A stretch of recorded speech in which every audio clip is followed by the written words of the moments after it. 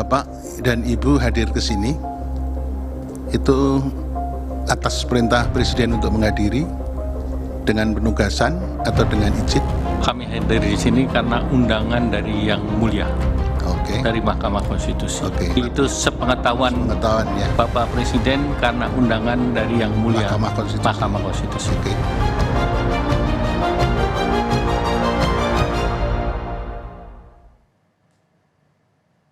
Saudara, besok Hakim Mahkamah Konstitusi akan membacakan putusan sidang sengketa Pilpres yang dijadwalkan berlangsung pukul 9 pagi. Persiapan paling akhir dari gedung MK akan dibawakan langsung oleh rekan saya, Niluh Puspa dari Mahkamah Konstitusi. Silakan Niluh.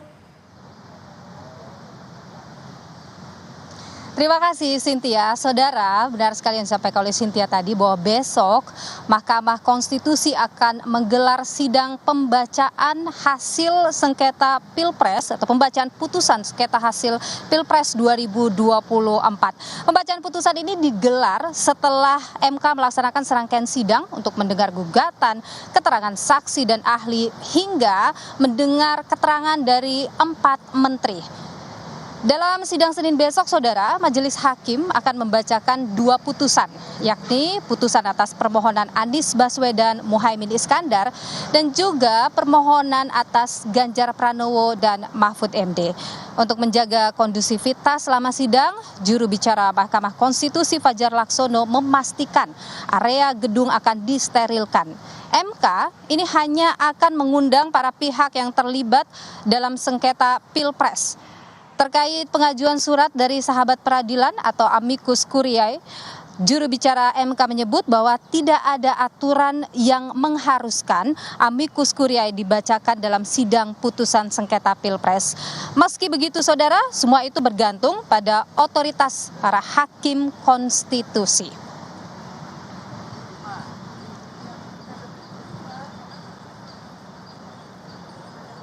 Dan Saudara, seperti yang disampaikan oleh juru bicara Mahkamah Konstitusi bahwa tentu besok di area Mahkamah Konstitusi ini akan disterilkan. Kalau saya pantau tadi dari kedatangan saya di Mahkamah Konstitusi, ini area depan Mahkamah Konstitusi, jalan yang berada di depan Mahkamah Konstitusi ini sudah dipasangi kawat berduri, tapi memang pemasangan ini sudah dilakukan sejak awal mulai sidang sengketa hasil Pilpres digelar. Dan selain itu juga satu kendaraan taktis milik dari Korps Brimob juga ada persis di hadapan saya, yakni di dalam area halaman parkir dari gedung Mahkamah Konstitusi.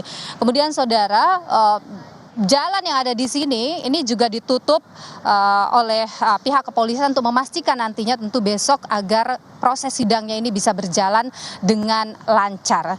Dan Saudara, sidang putusan sengketa Pilpres yang digelar pada Senin besok ini melibatkan 8 hakim konstitusi. Hakim konstitusi Anwar Usman tidak terlibat dalam penanganan perkara setelah dinyatakan melanggar etik oleh Majelis Kehormatan MK. Dan Saudara, sebelum membacakan putusan, 8 hakim Mahkamah Konstitusi ini menggelar rapat permusyawaratan atau RPH dari 16 April sampai Minggu 21 April 2024. Ada 8 hakim dari 9 hakim yang menangani putusan sengketa Pilpres 2024 pada hari Senin 22 April 2024 besok. 8 hakim konstitusi tersebut diantaranya adalah Ketua MK Suhartoyo dan Wakil Ketua MK Saldi Isra. Kemudian hakim konstitusi lainnya yaitu Arif Hidayat, Eni Nurbaningsih, Daniel Yusmik Pancastakifoe, dan Guntur Hamzah, Ridwan Mansur, serta Arsul Sani. Hakim konstitusi yaitu Anwar Usman tidak dilibatkan. Anwar Usman sebelumnya terbukti melanggar etik atas penanganan perkara uji materi nomor 90 terkait syarat usia Capres-Cawapres. Dalam sidang sengketa Pilpres, sejumlah pihak telah dihadirkan dalam upaya pembuktian dalil dari pihak pemohon maupun termohon. Dari sejumlah saksi yang hadir, kesaksian 4 Menteri Jokowi mendapat perhatian publik.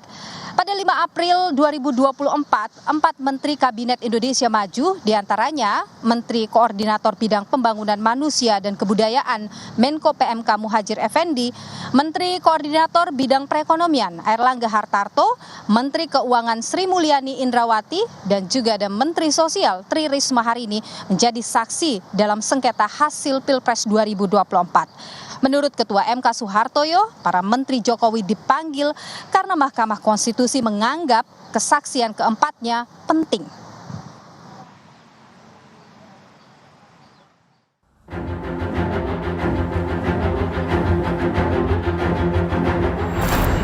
Dalam hitungan jam, masyarakat Indonesia akan mengetahui keputusan dari sengketa pemilihan presiden dan wakil presiden setelah melalui persidangan sejak pertengahan Maret lalu.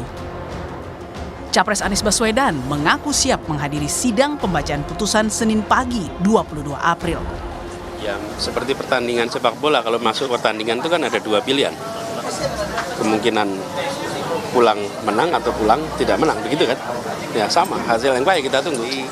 Bagi siapapun yang merasa ikut bertanggung jawab, mau hadir, maka hormati sesama, ikuti semua aturan, tertib, aman, damai. Sepekan jelang putusan hakim dibacakan, ramai aksi mengirim surat sahabat peradilan atau amicus curiae dari sejumlah pihak. Salah satu yang menjadi sorotan adalah tulisan tangan Megawati Soekarno Putri yang diantarkan Sekjen PDI Perjuangan Hasto Kristianto.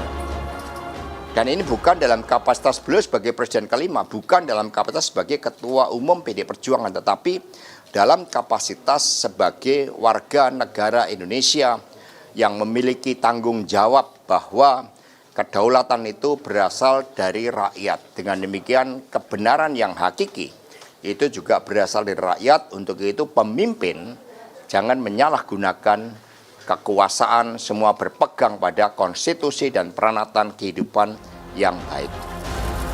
Salah satu petitum atau permohonan yang dimintakan pihak pemohon yakni mendiskualifikasi paslon nomor urut 2 Prabowo Gibran.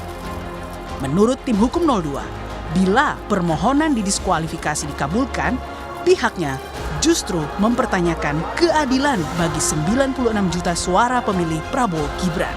Nah, sekarang apakah adil menurut kita semua? Kalau kalau itu didiskualifikasi, artinya kan suara daripada masyarakat Indonesia yang jumlahnya 96 juta lebih itu berarti jadi nol kan? Mereka juga bisa marah dong, suara saya kemana katanya. Jadi nggak ada ketidakadilan juga gitu loh. Kalau gara-gara itu lantas diabaikan, dinafikan suara dari 96 masyarakat Indonesia. Oke. Harapan besar akan kepastian hukum dan keadilan atas sengketa Pilpres kini berada di ujung palu Hakim Konstitusi. Bukan tak mungkin kepercayaan publik pada reputasi MK yang sempat merosot akan pulih bila MK mampu membuktikan menghasilkan kualitas putusan yang bebas dari intervensi. Tim Liputan Kompas TV.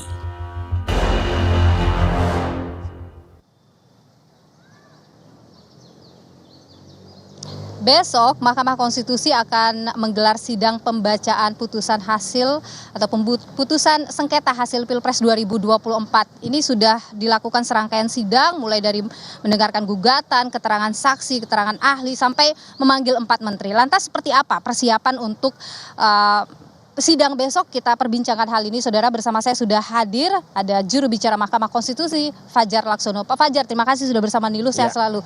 Siap. Ya, jadi Mas Fajar, kalau kita bicara soal persiapan besok ini, sudah berapa persen nih kita katakan untuk persiapan sidang besok? Nah, nanti kita hitung prosentasenya ya. Yang penting sekarang putusan. Yang pasti putusan harus disiapkan, dan sampai hari ini hakim terus menggelar RPH. Oke, jadi hari ini masih ada RPH di dalam masih ya? Masih diagendakan RPH, dan mudah-mudahan sebelum jam sidang tentu sudah harus siap dibacakan. Itu pertama. Yang kedua, secara teknis persidangan tentu ruang sidang juga harus kita kondisikan sedemikian rupa gitu ya. Kita sudah panggil seluruh pihak yang berperkara. Pemohon 1, 2, pihak terkait, termohon, pemberi keterangan kita sudah kirimkan panggilannya hari Jumat, dan hari ini hampir semuanya sudah memberikan konfirmasi kehadiran. Oke. Gitu ya. Ada beberapa memang yang belum, tapi kita tunggu sampai dengan sore sampai malam hari nanti. Kemudian yang berikutnya tentu aspek pengamanan. Tentu kita siapkan koordinasi terus dengan teman-teman kepolisian. Di luar area Mahkamah Konstitusi tentu menjadi otoritasnya kepolisian. Betul. Kemudian di area di sekitar gedung Mahkamah Konstitusi, di dalam gedung dan di ruang sidang, tentu kita atur sedemikian rupa. Saya tidak bisa jelaskan detailnya gitu ya, tapi yang pasti mungkin ada mungkin ada rekayasa lalu lintas besok. Tapi itu bukan dalam kerangka menghambat akses ke Mahkamah Konstitusi, ya, tapi semata-mata untuk menjaga kondusivitas supaya sidang besok itu berjalan dengan lancar. Kira-kira itu yang kita persiapkan sampai hari ini.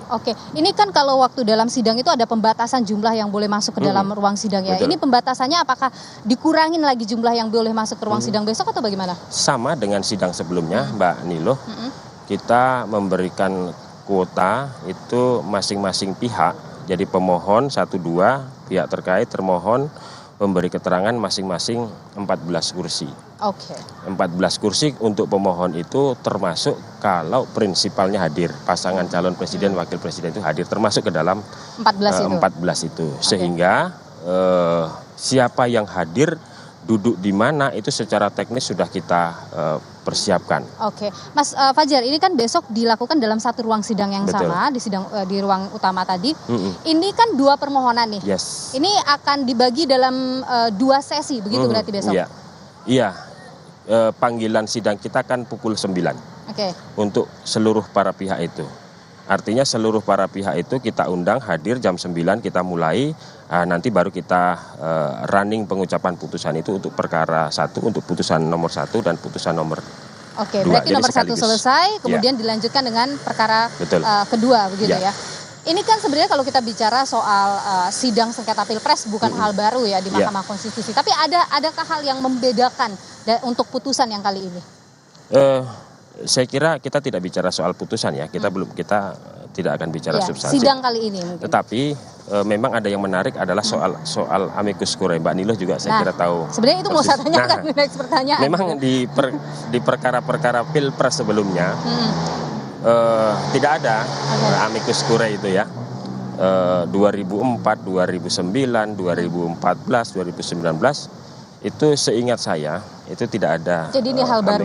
Dan ini menurut saya hal baru dan jumlahnya juga relatif banyak gitu ya. Ada sampai kemarin kita terima itu 50. Kemarin masih ada masuk. Sampai kemarin kita terima 50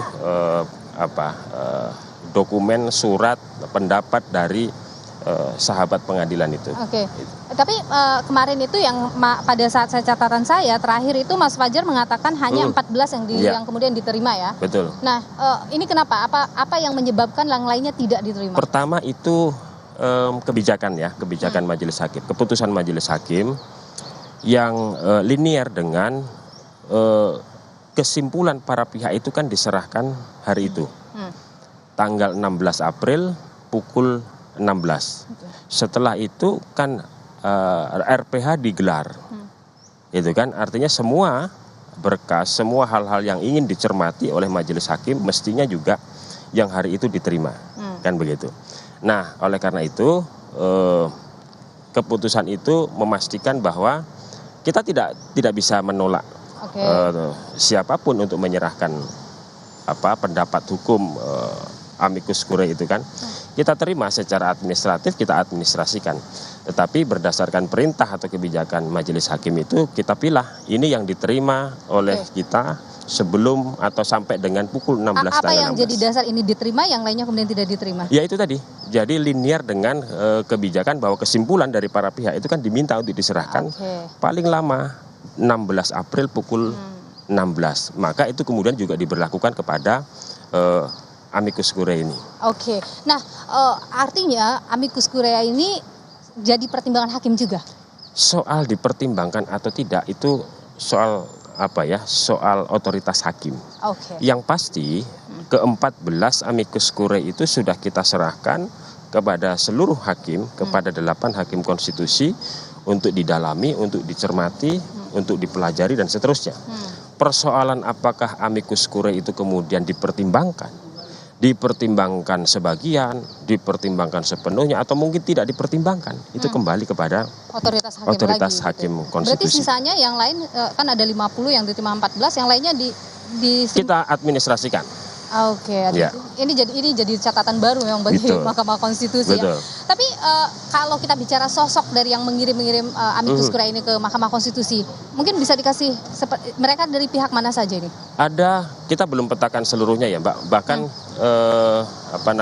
mungkin ini kita sedang timbang-timbang untuk apakah bisa itu di-share kepada seluruh masyarakat gitu ya. Kita sedang timbang-timbang, kita sedang pelajari. Yang pasti amicus curiae itu ada yang perorangan. Gitu kan, ada satu orang, ada gabungan beberapa orang, ada BEM, ada pusat kajian, ada macam-macam Mbak. Nah, ketika memilih 14, apakah itu didasarkan juga pada tokoh-tokoh yang mengirim? Oh tidak. Itu soal batas waktu saja. Batas waktu Jadi, saja ya. 16 April pukul 16 ketika siapapun. Lewat dari itu? Ya, ketika lewat Tidak dari masuk. itu, ya ini berdasarkan keputusan majelis hakim. Ini juga ada kekhawatiran putusan Mahkamah Konstitusi ini jangan sampai bocor nih, karena ini adalah waktu-waktu krusial menunggu jam 9 besok gitu Mas. Bagaimana MK memastikan bahwa putusan Mahkamah Konstitusi ini tidak akan bocor, tidak akan kemudian menimbulkan polemik baru di masyarakat? Iya, sejauh yang bisa kita lakukan, yang dilakukan oleh Mahkamah Konstitusi adalah memastikan bahwa ruang tempat rapat permusyawaratan hakim itu diselenggarakan itu betul-betul steril, restriktif. Hanya hakim konstitusi dan petugas-petugas tersumpah yang kemudian mengawal jalannya rapat permusyawaratan hakim. Bahkan nggak boleh ada handphone, nggak boleh ada alat komunikasi dan seterusnya. Sejauh yang bisa kita lakukan itu membersihkan atau mensterilkan ruang rapat permusyawaratan hakim untuk mengantisipasi ya sekecil apapun kemungkinan untuk tersebar keluar gitu ya. Keputusan bersejarah dari Mahkamah Konstitusi ditunggu besok Mas Fajar. Tentu akan kita nantikan bersama. Terima kasih Mas Fajar Laksono, juru bicara Mahkamah Konstitusi, sudah berbagi pandangan di Kompas Petang. Sehat selalu Mas Fajar ya. Terima kasih Mbak Nilo. Saudara, kami masih akan kembali usai jeda. Jelang putusan Mahkamah Konstitusi, Ketua Pembela Prabowo Gibran Yusril Iza Mahendra ini mengunggah sebuah foto di Instagram pribadinya saat bertemu dengan Cawapres Mahfud MD. Kami akan kembali usai jeda.